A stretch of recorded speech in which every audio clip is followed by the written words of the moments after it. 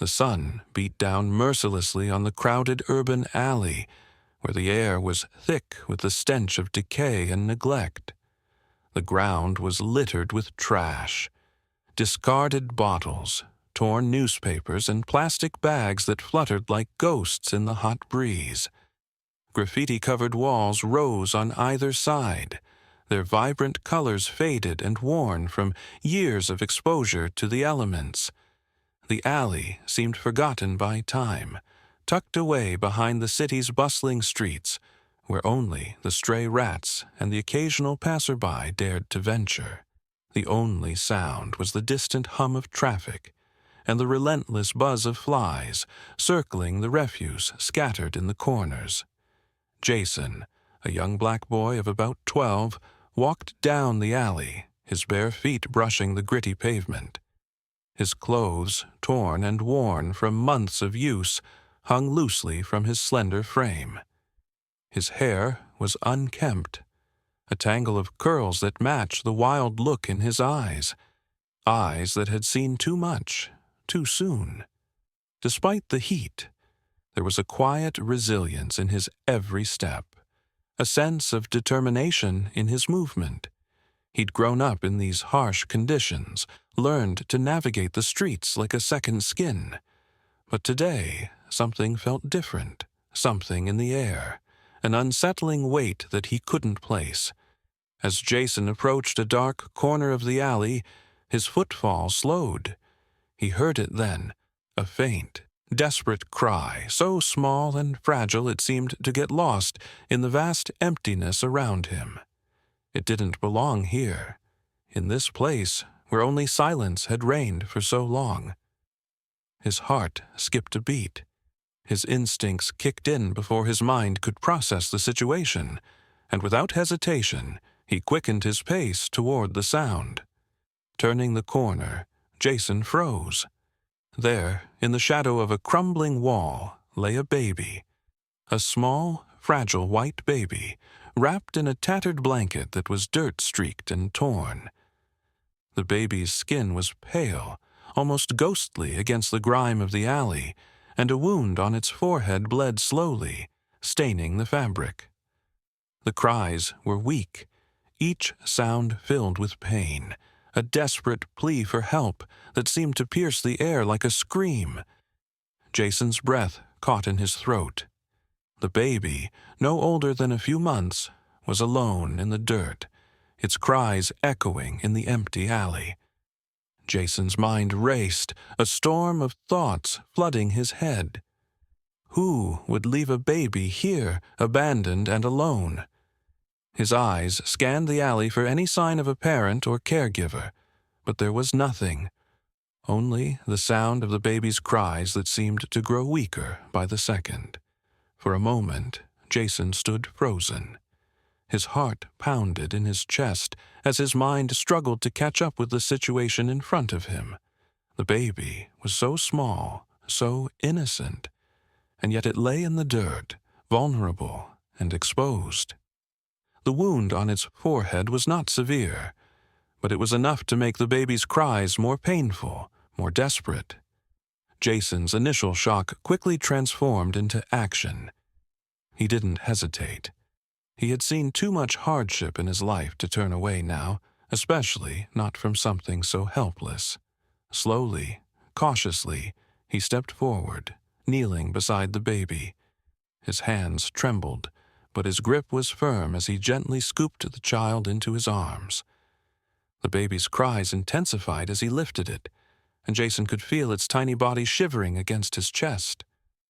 The weight of the child in his arms felt like the weight of the world, and for the first time in a long while, Jason felt the sharp sting of helplessness.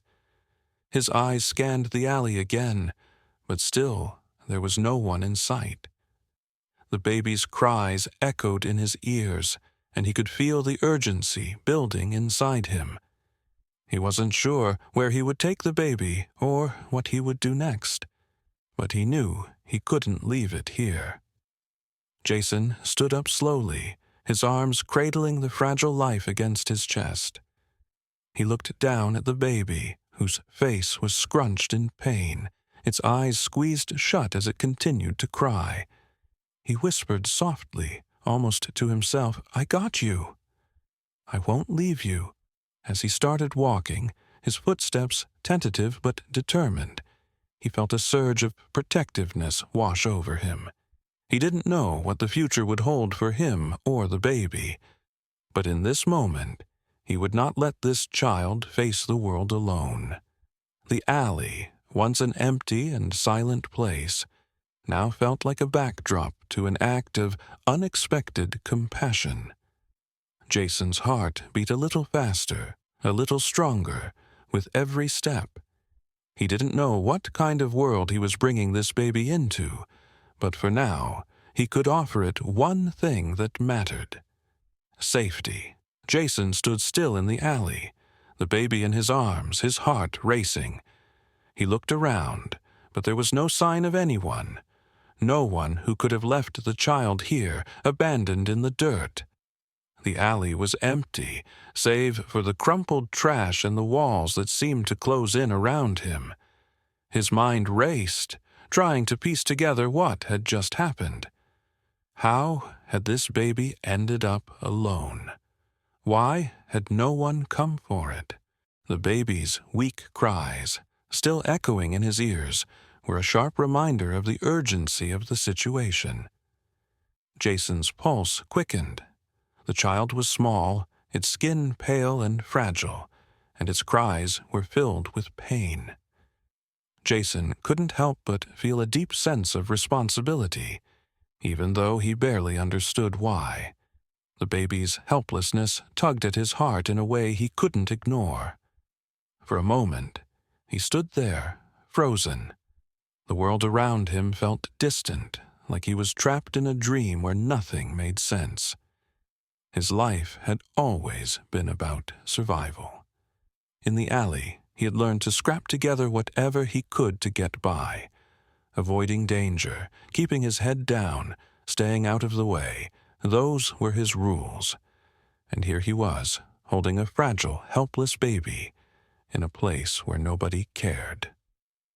But the baby's cries rang in his ears, and a part of him refused to ignore it. There was something about its vulnerability, its innocence, that made everything else seem irrelevant. He couldn't just leave the baby here, in the dirt, to suffer. He couldn't walk away and pretend he hadn't seen it. Jason hesitated for just a moment longer, but then the weight of the decision hit him. The risk was real. He knew it. He was in a rough part of town, far from any safe place. People didn't trust each other here, and he knew the dangers of making himself visible. But this wasn't about survival anymore. This was about doing the right thing, no matter what the cost. He took a deep breath and gently adjusted his grip on the baby. His small frame struggled under the weight of the infant, but he held on. His heart pounded in his chest, but the fear didn't stop him. The thought of the baby's cries pushing him forward, urging him to act, made him move faster. Without another word or hesitation, Jason turned and rushed toward the nearest hospital. The baby's cries grew louder as he hurried, and with each step, he felt the weight of his decision sink deeper into his chest. This was no longer about him, about surviving or staying safe. It was about this baby, about giving it a chance, something it would never have if he didn't act. The journey to the hospital felt endless. Every step was a struggle, his small body working hard to carry the child. But Jason didn't stop. He pushed forward, his fear and exhaustion overridden by a deep sense of purpose. The alley had been a place of hardship, but now, as he moved toward a place of hope, he felt a surge of courage. He wasn't just carrying the baby anymore, he was carrying hope for the baby's future, and maybe even his own. Finally, the bright lights of the hospital came into view. Jason's pace quickened, his breath heavy but determined. The baby's cries echoed in the air, spurring him on. He couldn't stop now. He had made his decision, and he would see it through to the end. The hospital doors were within reach. A new chapter of his life was about to begin, and it all started with this selfless act, this one choice that would change everything. Jason burst through the hospital doors, breathless, his clothes covered in dirt from the alley. His heart pounded in his chest as he carried the baby, wrapped tightly in his arms. The baby's cries had softened, but the weight of its fragility, the vulnerability of the tiny life in his hands, made the world around him seem distant, almost surreal. He hurried to the emergency desk, where the receptionist looked up, her eyes widening at the sight of the young boy holding the bloodied baby. "I need help," Jason gasped, his voice shaky. "The baby's hurt. Please, please help." The receptionist froze for a second, then pressed a button, signaling for medical assistance. Within moments, doctors and nurses rushed over, their faces filled with urgency as they saw the blood on the baby's forehead. But when they saw Jason, just a boy, no older than 12, carrying the white baby, confusion clouded their features. The staff exchanged glances, trying to process what they were witnessing. Jason felt the weight of their eyes on him, their judgment, their disbelief. His stomach turned with anxiety, but he refused to let it show. He kept his focus on the baby, who was still trembling in his arms. His mind raced with fear. What were they thinking? Why was this taking so long? Would they help the baby, or would they turn him away? "Who's the baby's guardian?" one of the nurses asked, eyeing Jason's ragged clothes and the confusion in the air. "How did you find this child?" Jason swallowed hard, trying to steady his breath. "I found him in the alley," he stammered. "I don't know who left him there, but he's hurt. Please help him." The awkward silence in the air thickened. The hospital staff exchanged nervous glances, and Jason could feel the suspicion rising. The nurse's gaze lingered on him, her eyebrows furrowed. They didn't know what to make of him, a black boy, clearly from the rough part of town, bringing in a white baby, bloodied and alone. It didn't add up. Before the situation could spiral into more questions, a voice cut through the tension. Dr. Harper, a middle-aged doctor with calm eyes and a steady demeanor, stepped forward, looking directly at the team. "Focus on the baby. It's a life-or-death situation," Dr. Harper said, her voice commanding but kind. "We can sort out the details later, but right now, this child needs immediate care." The staff hesitated for only a moment before springing into action, preparing to stabilize the baby and assess the injury. Jason felt the weight of their attention lift slightly, but the confusion was still there, lurking in the background. He clutched the baby tighter to his chest, his eyes darting from one face to the other. "Please, just help him," Jason whispered almost to himself. Dr. Harper turned to him, her gaze softening. "You've done the right thing," she said, her voice gentle. "You saved him." Despite the doctor's words, Alice's mind couldn't stop turning. Her initial mistrust was palpable. She tried to shake off the sudden suspicion creeping into her thoughts. Why would a child from that neighborhood be the one to find her son? Was it even possible? She couldn't understand how things had gotten so twisted, so confusing. Was he the one who did this to him? Tom's voice trembled with anger and fear. "No," the doctor quickly assured them, his voice firm. "The baby's injuries were from being left alone. The boy didn't harm him. He saved him." Alice and Tom's faces softened, but the shock was still there, lingering like a heavy cloud. The doctor's words didn't erase their fears, but they were a small comfort in a time of immense confusion. They stood in the ER, waiting for answers they weren't sure they'd ever get. And even as they held on to the tiny glimmer of hope, they couldn't help but question how their son had ended up in the hands of someone who wasn't part of their world. The day had passed in a blur of medical reports, tests, and anxious waiting.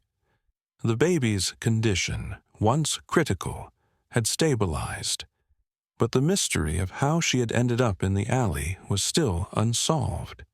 The hospital staff worked tirelessly, but the questions remained. No one had answers about who had left the baby there, and more importantly, why. As the hours passed, the police arrived to investigate. They asked the usual questions. Where had the baby been found? Who had brought her in? But the truth seemed elusive. Jason's name was soon brought up, and before he knew it, he was being pulled aside by 2 officers, his heart hammering in his chest. He tried to stay calm, but the questions they asked made him uneasy. They wanted to know more about the boy who had brought the child to safety. How had he come to be involved? Was he connected to the baby in any way? The questions felt more like an interrogation, and Jason couldn't help but feel like he was being blamed for something he hadn't done. Just as the tension began to mount, Alice and Tom entered the waiting area. They had been briefed on the situation, their emotions still raw but a little calmer than when they had first arrived. The frantic edge had dulled, replaced with confusion and an urgent need for clarity. When they saw Jason standing near the officers, his head down, they stopped in their tracks. Their eyes met, and the skepticism that had been etched in their faces at the hospital door started to soften. Alice, still clutching Tom's hand, walked toward Jason. She hesitated for just a moment before speaking, her voice quieter than before. You're the one who found her?" she asked, her eyes scanning his small, scrappy frame. Jason nodded, looking up at her for the first time. I didn't know what else to do," he said softly, his voice trembling. "I was just walking through the alley, and I heard her crying. She was all alone, and I just couldn't leave her there." His words hit Alice like a wave, washing over her in a rush of emotions. For the first time, she saw the depth of his actions, the bravery behind his selfless decision. She glanced at Tom, who had stepped closer, his expression no longer one of suspicion, but of concern. They could see the vulnerability in Jason's eyes, the rawness in his voice as he continued. "I just picked her up.